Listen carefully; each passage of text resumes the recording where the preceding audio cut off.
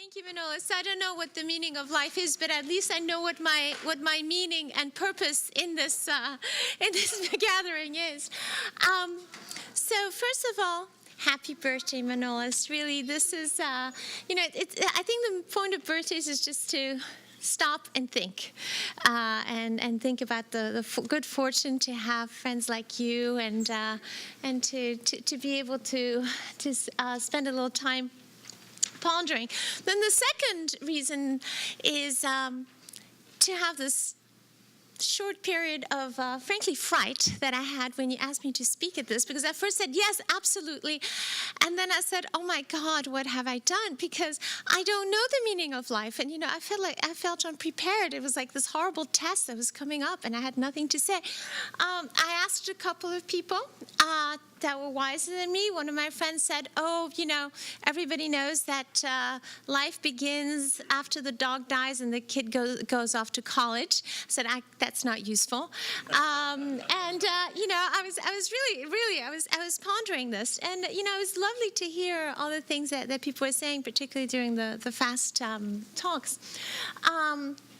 And in the end, I try to figure out, what it is that I deal with all the time, and that's definitely randomness. So I'm randomness, deal with it. And part of the randomness was actually exemplified tonight because my nanny was sick, and that's why I wasn't here on time, because I had to take care of my son.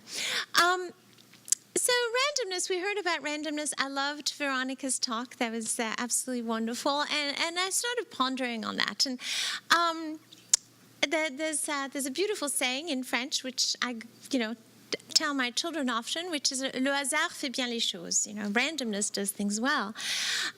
Now, of course, randomness does not always do things well. We all know on a daily, maybe more than daily basis.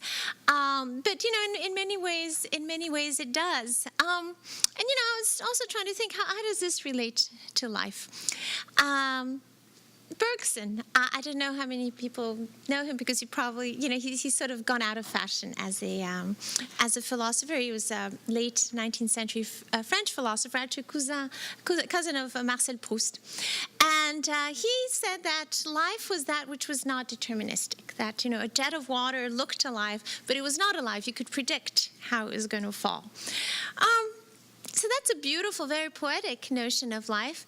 But then, Schrödinger comes not very long after Bergson, and he says, no, quantum and so on, they're not alive, but it sure as heck isn't deterministic. So maybe that's not it. It's not the non-determinism. But something about the non-determinism, this view of Bergson still sort of felt right. It just, it sort of resonated with me. And I thought about the fact that really, going back to what Veronica was saying, maybe what he meant is really how you react.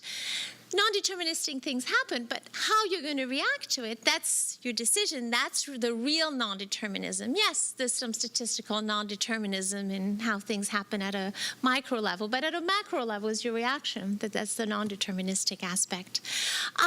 It's interesting, actually, then, how do we really deal with non-determinism? Maybe really tells us how we deal with life. A lot of us try to tick away uncertainty. It's natural. Uncertainty implies go both up and down is risk, and who likes risk? In my own work, I actually use randomness all the time.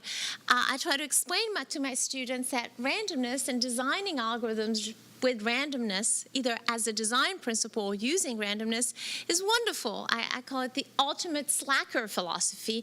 What are you going to do? I'm going to choose random numbers, and I'm going to stick them in my algorithm, and I'm going to see what happens. Why not? Why shouldn't I do that? It sounds fantastic. What could go wrong? Well, everything could go wrong, obviously. With some probability, it really goes super wrong. But I said randomness, deal with it, is really how you deal with it, and also embracing it, dealing with it in a graceful and happy fashion. And I don't know what the meaning of life is, but I know that we can try to ascribe it meaning by dealing with it well, I hope.